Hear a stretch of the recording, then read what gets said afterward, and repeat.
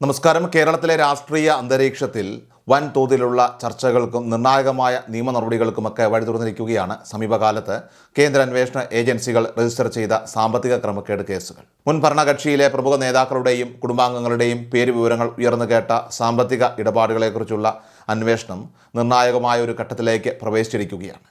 അന്വേഷണ സംഘങ്ങളുടെ വിപുലമായിട്ടുള്ള ചോദ്യം ചെയ്യലുകളും അതിനെ തുടർന്ന് പുറത്തുവരുന്ന മൊഴികളും പൊതുസമൂഹത്തിലും രാഷ്ട്രീയ വൃത്തങ്ങളിലും വലിയ തരംഗങ്ങളാണ് ഇപ്പോൾ സൃഷ്ടിക്കുന്നത്. ഉന്നത നേതാക്കളിൽ നിന്നൊക്കെ തന്നെയുള്ള വിവരശേഖരണം അത് പൂർത്തിയാക്കുന്നതോടെ അന്വേഷണത്തിൻ്റെ അടുത്ത ഘട്ടം കൂടുതൽ ശക്തമാകുമെന്ന വിലയിരുത്തലിലാണ് നിയമവിദഗ്ധർ.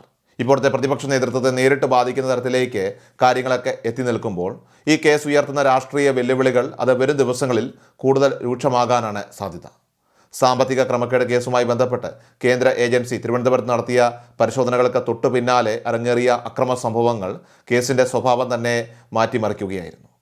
ഔദ്യോഗിക കൃത്യനിർവഹണം കഴിഞ്ഞ് മടങ്ങിയ അന്വേഷണ ഉദ്യോഗസ്ഥരെ വഴിയരികിൽ തടയുകയും വാഹനങ്ങൾ ആക്രമിക്കുകയും ചെയ്ത സംഭവത്തിൽ നിരവധി പ്രാദേശിക CPM പ്രവർത്തകർ ജയിലിലാകേണ്ടി വന്നു. വധശ്രമം ഉൾപ്പെടെയുള്ള അതീവ ഗുരുതരമായിട്ടുള്ള വകുപ്പുകൾ ചുമത്തിയാണ് പോലീസ് കേസെടുത്തിരിക്കുന്നത്. ക്രമസമാധാന നില കയ്യിലെടുത്ത് നടത്തിയ ഈ പ്രകടനം അത് പാർട്ടിക്ക് രാഷ്ട്രീയമായി വലിയ തിരിച്ചടിയായെന്നാണ് വിലയിരുത്തപ്പെടുന്നത്. കേസിൽ ഉൾപ്പെട്ട പ്രവർത്തകർ ആഴ്ചകളായി റിമാൻഡിൽ തുടരുമ്പോഴും ഇവർക്ക് ഉടൻ മോചനം ലഭിക്കാനുള്ള സാധ്യതകൾ ഇപ്പോൾ മങ്ങുകയാണ്.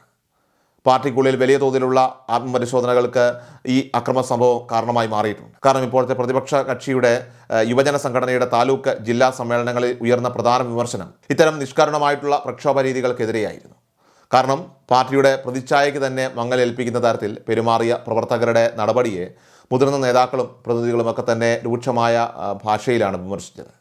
കേന്ദ്ര ഏജൻസികൾക്കെതിരെ സമരം നയിക്കുമ്പോൾ പാലിക്കേണ്ട ജനാധിപത്യപരമായിട്ടുള്ള മര്യാദകൾ ലംഘിക്കപ്പെട്ടുവെന്നും നിയമത്തെ കയ്യിലെടുക്കാൻ ശ്രമിച്ചത് ഒരു വലിയ വീഴ്ചയാണെന്നുമുള്ള വികാരം ഇപ്പോൾ പാർട്ടിക്കുള്ളിൽ തന്നെ ശക്തമായിട്ടുണ്ട്. നേതൃത്വത്തെ സംരക്ഷിക്കാനെന്ന പേരിൽ നടത്തിയ ഈ പ്രകടനങ്ങൾ ഒടുവിൽ അണികൾക്ക് തന്നെ വിനയായി മാറുന്ന കാഴ്ചയാണ് കണ്ടത്. നിയമ പോരാട്ടത്തിൽ വിട്ടുവീഴ്ചയില്ലാത്ത നിലപാടാണ് കേന്ദ്ര അന്വേഷണ ഏജൻസി കോടതിയിൽ സ്വീകരിച്ചിരിക്കുന്നത്. കീഴ്ക്കോടതികളിൽ പ്രതികളുടെ ജാമ്യാപേക്ഷകളൊക്കെ തന്നെ ആവർത്തിച്ച് തള്ളപ്പെട്ടതിനെ തുടർന്ന് ഹർജിക്കാർ ഹൈക്കോടതിയെ സമീപിച്ചിട്ടുണ്ടെങ്കിലും അസിസ്റ്റന്റ് സോളിസിറ്റർ ജനറലിനെ തന്നെ രംഗത്തിറക്കി ശക്തമായിട്ട് പ്രതിരോധിക്കാനാണ് അന്വേഷണ സംഘത്തിൻ്റെ പദ്ധതി. വിചാരണയ്ക്ക് മുൻപ് സ്വാഭാവിക ജാമ്യം ലഭിക്കുന്നത് തടയാനായിട്ട് നിശ്ചിത സമയത്തിനുള്ളിൽ തന്നെ ഭാഗിക കുറ്റപത്രം കോടതിയിൽ സമർപ്പിക്കാനും ED ഇപ്പോൾ നീക്കങ്ങൾ നടത്തുന്നുണ്ട്. സാക്ഷികളെ സ്വാധീനിക്കാനും തെളിവുകൾ നശിപ്പിക്കാനും സാധ്യതയുണ്ടെന്ന വാദം ഉന്നയിക്കുന്നതിലൂടെ പ്രതികളുടെ ജയിൽവാസം കൂടുതൽ നീളാനാണ് സാധ്യത കാണുന്നത്.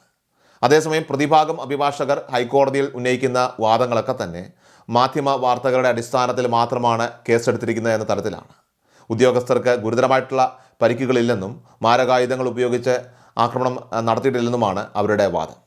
പോലീസ് ഏകപക്ഷീയമായിട്ട് വധശ്രമം ഉൾപ്പെടെയുള്ള ഗുരുതര വകുപ്പുകൾ കൂട്ടിച്ചേർത്തതാണെന്നും ഹർജിയിൽ ചൂണ്ടിക്കാണിക്കുന്നു. എന്നാൽ അന്വേഷണ ഏജൻസിയെ പ്രധാന എതിർകക്ഷിയാക്കാതെ നൽകിയിരിക്കുന്ന ചില ജാമ്യാപേക്ഷകൾക്കെതിരെ ED ശക്തമായി കോടതിയെ സമീപിച്ചിട്ടുണ്ട്.